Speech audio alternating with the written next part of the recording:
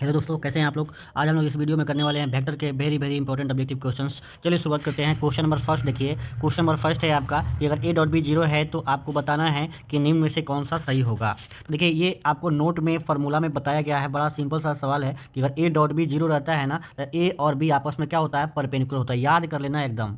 Concept भी है, क्योंकि अगर ए डॉट बी का फॉर्मूला लगाए तो ए बी कॉफ थीटा होता है, आई इक्वल टू जीरो होगा। ए बी को इधर क्या करेंगे, भेज देंगे तो जीरो हो जाएगा, यानी कॉफ थीटा बराबर कितना हो जाएगा, जीरो। यानी बताइए अगर इसको सॉल्व करेंगे तो कॉफ थीटा इक्वल टू क्या हो जाएगा, इधर कॉफ जीरो किस कॉस 90 का होता है ना, तो ये कितना कॉस कॉस खत्म, या थीटा यानी 90 डिग्री, और 90 डिग्री को हम क्या कहते हैं, पाई बाई टू। इसका मतलब ये हुआ कि वेक्टर ए और वेक्टर बी आपस में क्या है, परपेंडिकुलर है। बात समझ आया। तो एक कॉन्सेप्ट भी है, लेकिन आपको ये याद भी होना चाहिए। ठीक है, बड़ा सिंपल सवाल है। अगला सवाल है देखिए कि आई डॉट जे क्या होगा। देखिए अब इसी से पता चल रहा है कि ये कितना बार पूछा गया और कितना इंपॉर्टेंट है।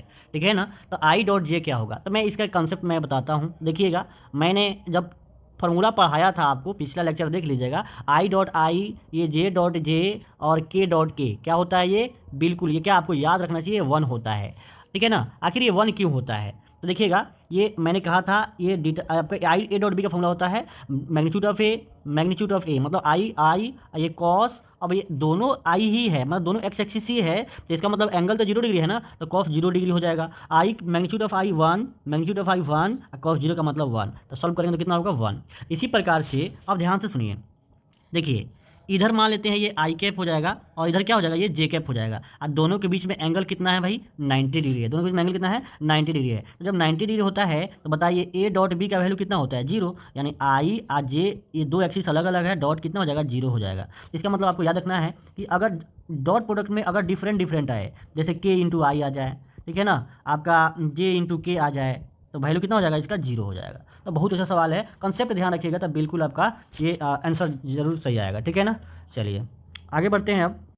चलिए तो नेक्स्ट सवाल है, देखिएगा नेक्स्ट सवाल बहुत ही अच्छा सवाल है। इसको हम यहाँ पे बनाना चाहेंगे। देखिए कह रहा है कि ए बी सी ये क्या है, एक यूनिट वेक्टर है। क्या है भाई, ये यूनिट वेक्टर है। मतलब इसका मतलब हुआ, ध्यान से सुनिएगा, कि magnitude of A, magnitude of यहाँ लिखने जाता हूँ, ए और बी सी यूनिट वेक्टर है, तो मैग्नीट्यूड ऑफ ए भी वन होगा और मैग्नीट्यूड ऑफ बी भी वन होगा। मतलब यूनिट वेक्टर बोलने का मतलब क्या हुआ, यूनिट वेक्टर का मैग्नीट्यूड कितना होगा, वन होता है। ठीक है। अब उसके साथ साथ दे रखा है vector A plus vector B plus vector C, कितना है ये, जीरो है। देखिए यहाँ पे पढ़िएगा सवाल तो आपको दिखेगा। ठीक है ना। क्या है, देखिए यहाँ दिया है ना, ए प्लस बी प्लस सी कितना है, जीरो है। तो इस हिसाब से कर रहा है कि the value of A dot B, B dot C, C dot A है। तो देखिए हम एक फॉर्मूला आपको बता रहे हैं और उसको लगा दीजिए। यहाँ पे क्या है, ए स्क्वायरिंग बोथ साइड, क्या करिए, ए स्क्वायरिंग बोथ साइड करिए, दोनों तरफ वर्क करिए। तो A plus B plus C का whole square equal to zero का स्क्वायर। अरे दोनों तरफ वर्क कर सकते हैं। अब आपको A plus B plus C का होल स्क्वायर पता होगा, तो ये हो जाएगा वेक्टर ए का स्क्वायर, ये वेक्टर बी का स्क्वायर, वेक्टर सी का स्क्वायर, और प्लस ये two into vector A dot B और प्लस ये बी डॉट सी और प्लस सी डॉट ए। आपको याद होगा कि A square plus B square plus C square plus two into A B plus B C plus ये होता है, और इधर जीरो का स्क्वायर जीरो ही होगा। अब देखना ध्यान से, ए डॉट ए मैंने कहा था कि ए को गुना करेंगे तो ए स्क्वायर हो जाता है, तो यानी ए इसका स्क्वायर यानी मैग्नीट्यूड ऑफ ए वन दिया है, तो इसका स्क्वायर कितना हो जाएगा आपका, तो इसका स्क्वायर ये वन हो जाएगा, वन का स्क्वायर वन, वन के सी का भी वन है तो वन का स्क्वायर वन, और प्लस ये टू इंटू ये हो जाएगा आपका ए डॉट बी और प्लस बी डॉट सी और plus C dot A equal to zero हो जाएगा ना। अब बताइए अगर एक एक दो एक तीन जोड़ देंगे तो बताइए इधर क्या बचेगा, two into A dot B plus B dot C plus C dot A equal to इधर माइनस थ्री हो जाएगा। जब इसको जब सॉल्व करेंगे आपको ए डॉट बी, आप A dot B plus B dot C plus C dot A equal to minus three, और दो आकर डिवाइड कर देंगे तो माइनस थ्री बाई टू हो जाएगा। तो यहाँ से आपको ये दिख गया होगा कि इसका आंसर क्या आएगा, तो क्या आएगा, माइनस थ्री बाई टू, जो ऑप्शन नंबर क्या है, सी में है। तो कितना सिंपल सवाल है। ठीक है ना। आपको ध्यान रखना है कि ऑप्शन नंबर से क्या हो जाएगा, सी हो जाएगा। ठीक है। चलिए आगे बढ़ते हैं। ठीक है ना, कितना सिंपली आपको बस ये सोल्यूशन जो है ना वो बढ़िया से देख लेना है, और दो बार तीन बार देखिएगा तो आपको आसानी के साथ ही आ जाएगा। देखिए कितना अच्छा सवाल है ये। ठीक है ना, बहुत ही अच्छा सवाल है। ठीक है ना। दे रखा है कि ए प्लस बी और A minus B, then the angle between A and B. तो ध्यान से सुनिएगा, ए प्लस बी है ना का मॉडुलस है, तो हम क्या कर रहे हैं ना, मॉडुलस है तो इसका स्क्वायर कर दे रहे हैं। इधर वेक्टर ए माइनस बी है ना, तो इसका भी हम स्क्वायर कर दे रहे हैं। तो देखिएगा मॉडुलस है, समझ लीजिए, तो स्क्वायर करेंगे तो हट जाएगा ये। तो वेक्टर ए का स्क्वायर अब प्लस वेक्टर बी का स्क्वायर, इधर क्या हो जाएगा, प्लस प्लस प्लस प्लस क्या हो जाएगा, ये प्लस हो जाएगा, प्लस ये two into vector A into vector B, इधर क्या हो जाएगा, वेक्टर ए के स्क्वायर प्लस वेक्टर बी के square minus two vector A into vector क्या हो जाएगा, आपका बी हो जाएगा ना। अब ये ए स्क्वायर से ए स्क्वायर खत्म, बी स्क्वायर से बी स्क्वायर खत्म। अब ये माइनस टू बी इधर आएगा तो क्या हो जाएगा, four vector A dot vector B equal to zero, यानी ए डॉट बी जब सॉल्व करेंगे तो 4 से जब डिवाइड करेंगे तो जीरो हो जाएगा। अब बताओ, अभी तो पढ़े हैं कि ए डॉट बी जीरो है तो थीटा कितना होता है, पाई/2 होता है, एंगल कितना होता है, पाई/2। इसका आंसर ऑप्शन नंबर आपका ए चला जाएगा। देखिए ना कितना बहुत अच्छा सवाल है ये, ठीक है ना, इसको ध्यान रखना है आपको, ठीक है। तो देख लीजिए आगे, देखिए ये कितना मस्त सवाल है। अगला सवाल जो है ना, तो देखिएगा यहाँ पे मैग्नीट्यूड ऑफ ए दिया है, मैग्नीट्यूड ऑफ बी दिया है, ठीक है, ए क्रॉस बी दिया है, तो ए क्रॉस बी दिया है ना, तो कह रहा है कि ए डॉट बी निकालना है। और डॉट निकालने के लिए सबसे पहले थीटा एंगल क्या सकता है, देखिए जब क्रॉस दिया है तो हम क्या निकालेंगे, साइन थीटा। क्या निकालेंगे, जब क्रॉस दिया है तो हम क्या करेंगे, साइन थीटा निकालेंगे।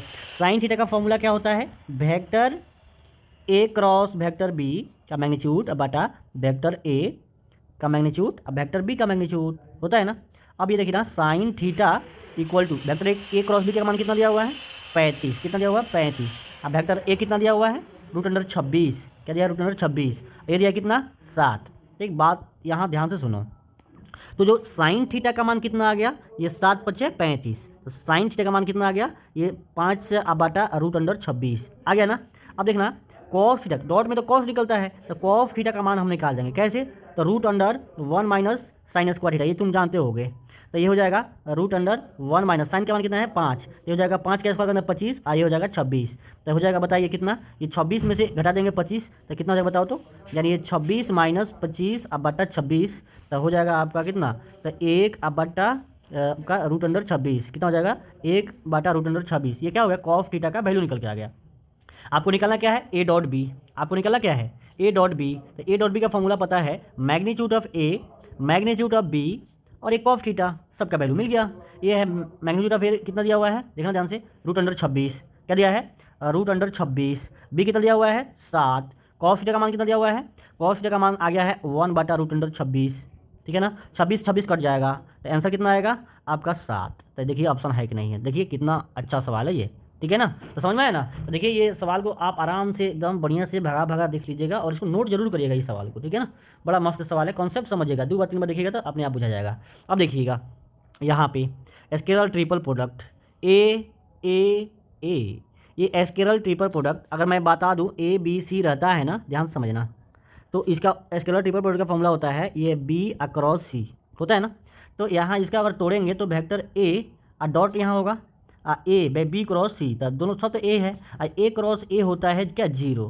A×A कितना होता है, 0। तो ये A × 0 कितना हो जाएगा आपका, 0 हो जाएगा, 0 वेक्टर, यानी इसका आंसर हो जाएगा ऑप्शन नंबर बी, ठीक है ना। तो इसको ध्यान रखना है, इस फॉर्मूला को ध्यान रखिए। अगला सवाल है, कह रहा कि अगर A×B ये प्रॉपर्टी है क्रॉस का, तो A×B क्या होता है, -B×A के बराबर होता है। अगर आपको नहीं पता है तो जाके आपका फॉर्मूला देखिए, उसका लिंक हम इस वीडियो में डाल देंगे, ठीक है। लिंक खोलिए और वीडियो को सबसे पहले देखिए जो फॉर्मूला वाला है, उसके बाद ये फट से आपको याद आ जाएगा कैसे बनता है ये, ठीक है। आगे देखिए, इफ़ A×B, देखिए if A perpendicular B then A dot B क्या होगा। अगर A और B अभी बोले हैं ना, पहले पूछ रहे थे कि अगर A डॉट B 0 है तो A और B परपेंडिकुलर है, तो अब पूछ रहा है कि अगर A और B परपेंडिकुलर है तो A डॉट B कितना हो जाएगा, 0 हो जाएगा। क्या हो जाएगा, ये 0 हो जाएगा। कितना सिंपल सवाल है ये, ठीक है। अब देखिएगा ये n क्या है, आपको पता है ना, n एक यूनिट वेक्टर होता है। क्या होता है, यूनिट वेक्टर होता है। क्यों, क्योंकि भाई आपको पता है ना AB sin थीटा n होता है, तो n एक यूनिट वेक्टर होता है। n का मैग्नीट्यूड कितना हो जाएगा, 1, तो n स्क्वायर कितना हो जाएगा, 1 का स्क्वायर यानी 1। तो बड़ा अच्छा सवाल है, याद रखिएगा, ध्यान रखिएगा, पूछा गया सवाल है। चलिए अब देखिएगा A डॉट ए, देखिए पूछ लिया सवाल, तो A डॉट ए आपको याद रखना है। A डॉट ए क्या होता है, मैग्नीट्यूड ऑफ A का होल स्क्वायर, ठीक है ना। अच्छा है, ऑप्शन में A स्क्वायर होगा तब सही होगा, तो क्या होगा, मैग्नीट्यूड ऑफ A का होल स्क्वायर, तो ऑप्शन नंबर क्या हो जाएगा, C हो जाएगा। क्या हो जाएगा, C हो जाएगा। अगला सवाल देखिए, the modulus of XI cap plus YJ cap plus ZK cap is, बताइए मॉडुलस पूछ लिया है, मतलब इसका मैग्नीट्यूड फॉर्मूला पूछ लिया है, तो क्या करेंगे, ये याद है आपको, √x² plus y² plus z² होता है। ऑप्शन नंबर क्या हो जाएगा, ऑप्शन नंबर आपका बी हो जाएगा, ठीक है। तो ऑप्शन नंबर क्या हो जाएगा, बी हो जाएगा। आगे देखिए, आगे है IJ अभी तो भाई इसमें स्केलर ट्रिपल प्रोडक्ट पूछे थे हम, तो क्या होगा, ये I डॉट ये J×K, ठीक है ना। ये सब फॉर्मूला बताया गया है, आप फॉर्मूला वाला वीडियो देखिएगा ना, सब सही हो जाएगा, सब कुछ याद रहेगा आपको। तो ये आई डॉट है ना, तो J×K क्या होता है, J×K I होता है, याद होनी चाहिए। तो J×K क्या होता है, I, तो I डॉट I जो होता है वो कितना होता है, 1। क्या होता है, 1। तो इसका ऑप्शन नंबर क्या हो जाएगा, ऑप्शन नंबर ए हो जाएगा, ठीक है। अगला सवाल देखिए कि अगर A इतना दिया हुआ है, B इतना दिया हुआ है, तो अगर A×B का मैग्नीट्यूड बताइए। तो देखिए आपको मैं बता दूँ, ये A×B का फॉर्मूला कैसे निकालते हैं हम लोग। तो A×B का फॉर्मूला हम लोग निकालते हैं, यहाँ लिखते हैं ये I cap, J cap, K cap, cross में निकालते हैं, ये 2 1 3, यहाँ लिखेंगे 2, यहाँ 1, यहाँ 3, और B कितना है 3 5 -2, 3 5 -2।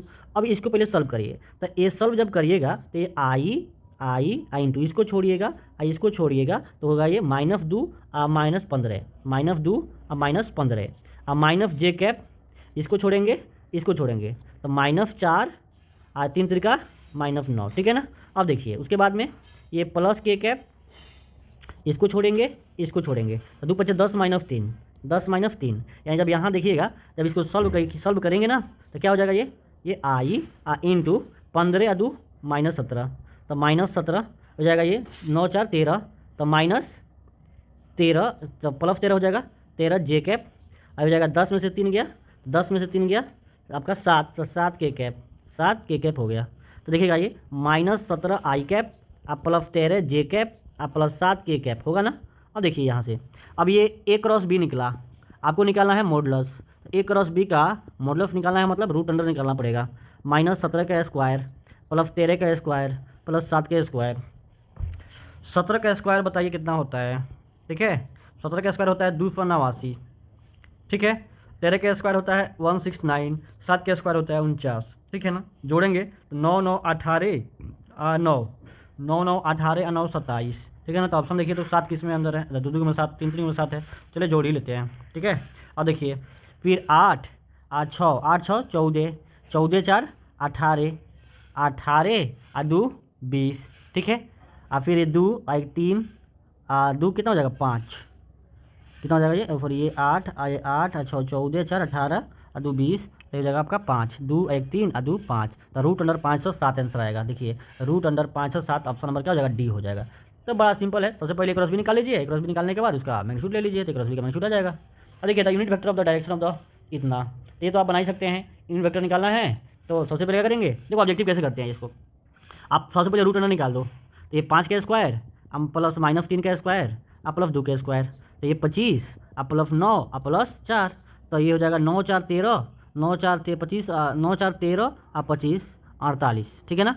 चाहे 25 9 कितना हो जाएगा, अरे यार देखो 25 और 9 कितना हो जाएगा, 9 5 14 34, 34 और 4 38, तो ये रूट अंडर 38 हो जाएगा। अब यानी सबके बट्टा में क्या होगा 38 हो जाएगा, यानी जो भी इसी वेक्टर में केवल रूट 38 से भाग कर देंगे तो आपका आ जाएगा। तो 5 आई कैप -3 जे कैप +2 के कैप, बस ऑप्शन नंबर बी दिख रहा है ना। यानी जो भी वेक्टर है ना उसके मैग्नीट्यूड निकाल करके डिवाइड कर दीजिए तो यूनिट वेक्टर निकल जाएगा। तो शॉर्ट ट्रिक बता दिया आपको हम, ठीक है। चलिए नेक्स्ट सवाल देखिए, इसका मैग्नीट्यूड पूछ रहा है, बड़ा सिंपल सवाल है भाई। क्या हो जाएगा, रूट अंडर 1 के स्क्वायर +1 के स्क्वायर +1 के स्क्वायर, यानी x square +y square +z square, तो बताओ तो ये √3 हो जाएगा। तो ऑप्शन नंबर क्या हो जाएगा, डी। अब देखो रूट अंडर आई एक यूनिट वेक्टर होता है, उसका मैग्नीट्यूड होता है 1, ठीक है। अब बताओ इसका सेम टू सेम सवाल है, बताओ कितना होगा ये रूट अंडर, भाई आपको ये मॉडुलस का फॉर्मूला होता है क्या, root under x square +y square +z square, तो हो जाएगा ये -1 का स्क्वायर +2 का स्क्वायर +-3 का स्क्वायर। बस इसको सॉल्व करिए तो जाएगा 1 +4 +9, 9 4 13 1 14, root under 14, option number D, ठीक है ना। कितना सिंपल सवाल है। तो आशा करता हूँ ये वीडियो आपको समझ में आया होगा। नेक्स्ट सवाल थोड़ा घर पे काम हो रहा है, इसलिए अब ये वीडियो अगले दिन आएगा कल, ठीक है ना। नेक्स्ट वीडियो 40 सवाल और कर देंगे तो बस वेक्टर का सब सवाल खत्म हो जाएगा और उसके बाद सब्जेक्टिव डाला जाएगा, उसके बाद टेस्ट हो जाएगा, ठीक है।